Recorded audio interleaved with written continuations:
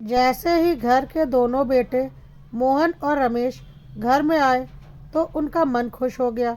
घर में पकवानों की खुशबू हर तरफ फैली हुई थी, खासकर मालपुओं की, जो बता रही थी कि आज अम्मा बहुत खुश है, क्योंकि अम्मा जब भी खुश होती हैं तब अपने हाथों से मालपुए जरूर बनाकर खिलाती हैं। तभी मोहन की बेटी तन्नू दौड़ती हुई आई। मोहन ने उसे गोद में उठा लिया। अपनी 3 वर्षीय बेटी को लाड लडाकर मोहन ने उससे पूछा, अम्मा कहाँ है? 3 वर्षीय बेटी ने रसोई घर की तरफ इशारा किया तो दोनों भाई रसोई की तरफ चल दिए। देखा तो अम्मा चूल्हे पर मालपुए तल रही थी। वहीं बड़ी बहू सरिता अम्मा की मदद कर रही थी। अम्मा को देखते ही मोहन बोला, अरे ये क्या अम्मा, आज तुम खाना बना रही हो? तुम्हारी आराम करने की उम्र है और घर में दो दो बहुएं हैं, तो काहे को तुम परेशान हो रही हो?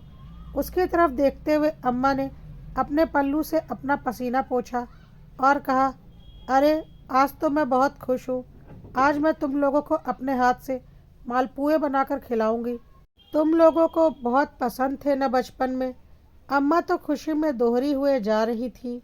अच्छा, ऐसा क्या खजाना मिल गया अम्मा? जब से उस विवादित जमीन का फैसला हुआ है तब से अम्मा फूल फूल के कुप्पा हुए जा रही हैं। मोहन ने कहा, हाँ वो तो है, पर एक बात और भी है। वो क्या अम्मा?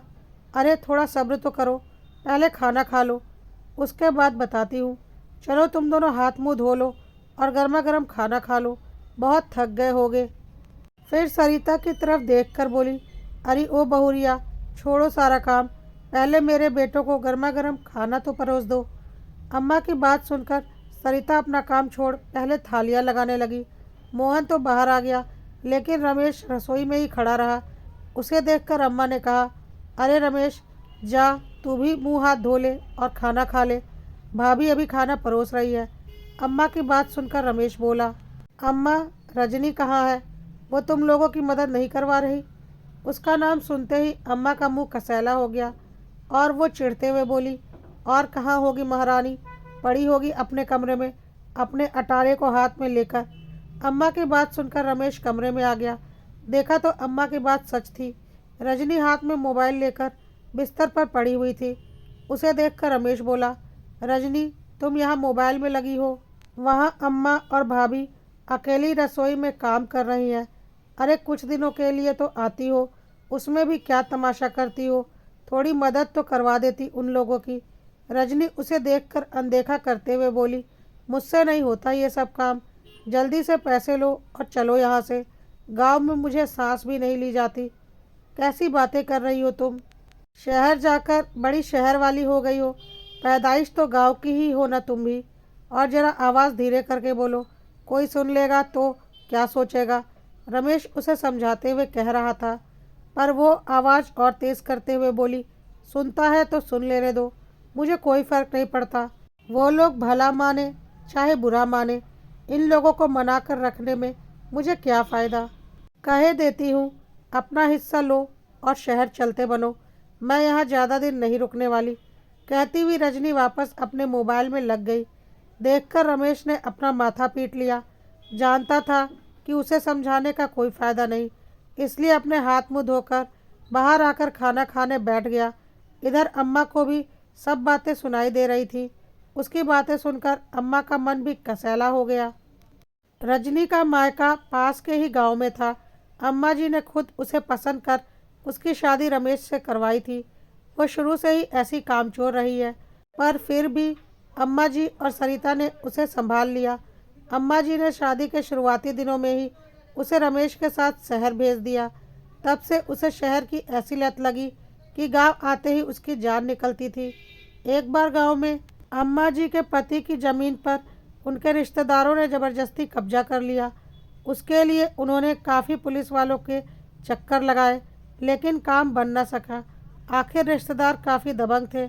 अब उनसे ज़मीन निकलवानी थी तो कई सरकारी लोगों ने घूस मांगी और घूस में 15 लाख रुपए मांगे गए, पर वो पूरी जिम्मेदारी उठा रहे थे कि वो ज़मीन उन लोगों के नाम वापस करवा देंगे।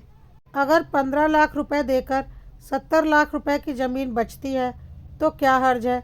इसलिए अम्मा जी और दोनों बेटे लग गए पैसों का बंदोबस्त करने में। काफ़ी कोशिश के बावजूद भी सिर्फ 5 लाख रुपए का बंदोबस्त हो पाया, बाकी के पैसों का बंदोबस्त ना हो सका। ऐसे में रमेश ने ही ये आइडिया सुझाया कि क्यों ना दोनों बहुओं के गहने गिरवी रखवा कर पैसों का बंदोबस्त कर दिया जाए। जब घर पर इस बारे में बात की तो सरिता तो पैसे देने को तैयार हो गई, लेकिन रजनी नानुकुर करने लगी। जब अम्मा ने उसे डांट कर कहा तब अम्मा को जवाब देती हुई बोली, अम्मा जी, काहे के गहने मांग रही हो आप? भला मैंने ठेका ले रखा है आपकी ज़मीन जायदाद बचाने का? उसकी बात सुनकर सब लोग हैरान हो गए। तब अम्मा ने कहा, देख छोटी बहुरिया, हम तेरे माता पिता के दिए हुए गहने नहीं मांग रहे हैं, पर हमने जो गहने चढ़ाए थे वही दे दे। जब ज़मीन हाथ में आ जाएगी तो उसे बेचकर तेरे गहने वापस बनवा देंगे। उनकी बात सुनकर रजनी तुनकते हुए बोली, काहे के गहने अम्मा? ससुराल की तरफ से चढ़ाए हुए गहने मेरा स्त्री धन है, उस पर सिर्फ मेरा हक है, वह मैं आपको क्यों दूँ? मुझसे बेवजह की कोई उम्मीद मत करना। कहती हुई रजनी अपने कमरे में चली गई और अपना सामान समेटकर मायके रवाना हो गई। उसके इस कदम से हर कोई हक्का बक्का रह गया। आखिर सरिता ने ही अपने सारे गहने बेचकर पैसों का बंदोबस्त किया, लेकिन फिर भी 3 लाख रुपए कम पड़ गए। तो तन्नू के नाम से उसके नाना जी ने उसके जन्म पर एफडी करवाई थी, उसे तोड़वाकर बाकी के बचे हुए पैसों का बंदोबस्त किया गया। बस तब से अम्मा जी को रजनी फूटी आंख नहीं सुहाती। खैर, इधर सरिता दोनों भाइयों को गर्मा गर्म खाना परोसने लगी। तभी अम्मा जी बोली, क्यों रे रमेश, वो महारानी नहीं आई? उसका खाना क्या उसके कमरे में चल कर जाएगा? खाना खाते खाते रमेश के हाथ वहीं रुक गए और वो बोला, अम्मा, आप उसकी आदत जानती तो हो, फिर भी क्यों उम्मीद करती हो? आप लोग खाना खा लो, मैं खुद उसका खाना कमरे में ले जाऊंगा। हाँ भाई, जोरू की सेवा तो करनी ही चाहिए, चाहे जोरू तुम्हें पूछे भी ना, अम्मा जी मुंह बिगाड़ते हुए बोली। अम्मा की बात सुनकर मोहन बोला, अम्मा, उसे खाना तो खाने दो ना, उसे काहे परेशान किए जा रही हो? आखिर मोहन की बात सुनकर अम्मा चुप हो गई। खैर, सब लोगों ने खाना खा लिया। उसके बाद सब लोग साथ बैठे, लेकिन अभी भी रजनी कमरे से निकलकर बाहर नहीं आई। तभी मोहन बोला, देख रमेश, तुझे अर्जेंट में फ़ोन करके शहर से इसलिए बुलाया गया है कि अपनी विवादित ज़मीन बिक गई है। वो तो मैंने तुझे फ़ोन पर ही बता दिया था। अब अम्मा चाहती हैं कि उन पैसों का बंटवारा हो जाए। पैसों के बंटवारे का नाम सुनकर रजनी अपने कमरे के दरवाजे पर आकर खड़ी हो गई। अम्मा ने मोहन की तरफ देखा और इशारा किया, देख ले, आ गई। पर मोहन कुछ नहीं बोला, बल्कि वो अम्मा से ही बोला, हाँ तो अम्मा, बताओ क्या चाहती हो तुम? कैसे बंटवारा करना है? उसकी बात सुनकर अम्मा कुछ कहती उससे पहले ही रजनी बोली, भाई जी, इसमें पूछना क्या है? 2 हिस्से ही तो होने हैं, आधा आपका और आधा इनका। इसके लिए बेवजह ही आपने हम लोगों को बुला लिया। आप तो आधा हिस्सा करके पैसे अकाउंट में डाल देते। उसकी बात सुनकर अम्मा बोली, क्यों भाई, आधा आधा हिस्सा क्यों? मेरे हिस्से का क्या? उसे तो पचा जाना चाहते हो। ये बुढ़िया किसके हिस्से में है, वो भी बता दो। अम्मा की बात सुनकर रजनी बोली, अरे अम्मा, अब तो तुम्हारी उम्र हो गई है, हिस्से का क्या करोगी? 2 वक्त की रोटी ही तो कहानी है। 2 बेटे हैं, जहाँ मर्जी हो वहाँ खा लेना। चुप कर, बड़ी आई सलाह देने वाली। कौन सा बेटा रोटी खिलाएगा? वो तो मैं अच्छे से जानती हूँ। अरे जिसका पति ही उसको कमरे में ले जाकर रोटी खिला रहा हो, वो अपनी सास को क्या रोटी खिलाएगी? और हिस्से तो 3 ही होंगे। मुझे मेरा हिस्सा अलग ही चाहिए। मैं अपने बेटों पर बोझ नहीं बनना चाहती, अम्मा जी बोली। तो रजनी मुंह बिगाड़कर खड़ी हो गई। इतने में रमेश बोला, ठीक है अम्मा, 3 हिस्से चाहती हो तो हम जो 70 लाख रुपए आए हैं उसके 3 हिस्से कर लेते हैं। उसकी बात सुनकर अम्मा बोली, 70 लाख रुपए नहीं, 60 लाख रुपए के 3 हिस्से होंगे। उसमें से 10 लाख रुपए मैंने खर्च कर दिए। क्या? 10 लाख रुपए को कहाँ पानी पिला दिया अम्मा जी? अचानक रजनी बोली। सब लोग हैरानी से अम्मा की तरफ देखने लगे। आखिर 10 लाख रुपए खर्च कर देना मायने रखता था। अम्मा कहाँ खर्च कर दिए पैसे? मोहन ने पूछा। 7 लाख रुपए के बड़ी बहू के गहने बनवाए हैं और वही 3 लाख रुपए की तन्नू की एफडी करवाई है। अम्मा की बात सुनकर जहाँ सब लोग चुप हो गए, वहीं रजनी बिन बारिश के बरस पड़ी। हाय हाय अम्मा जी, इतना दोगलापना क्यों?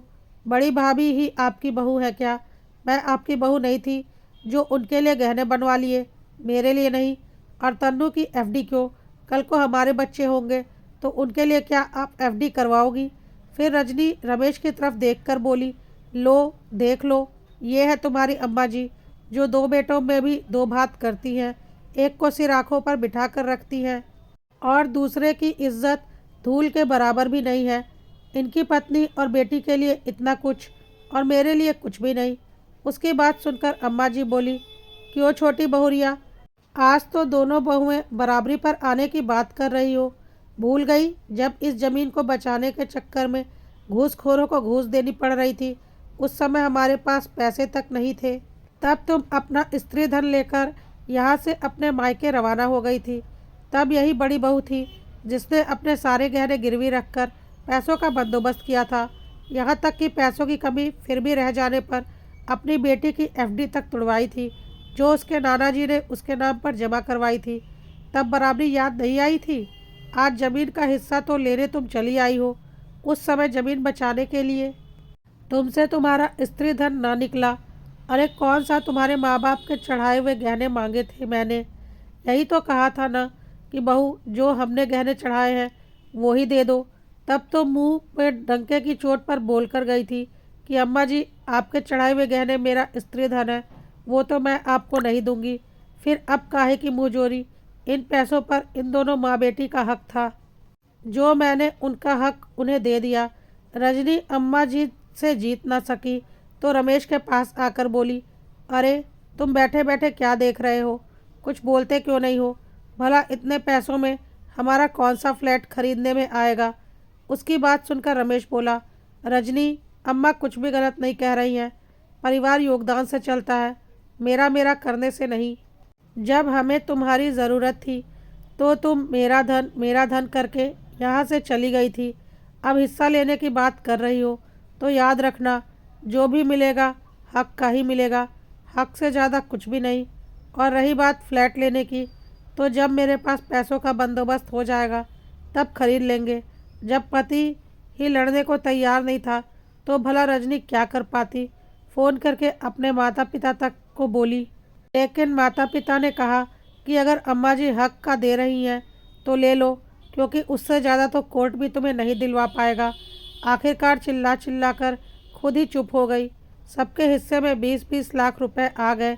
वही 20 लाख रुपए लेकर शहर को रवाना हो गई।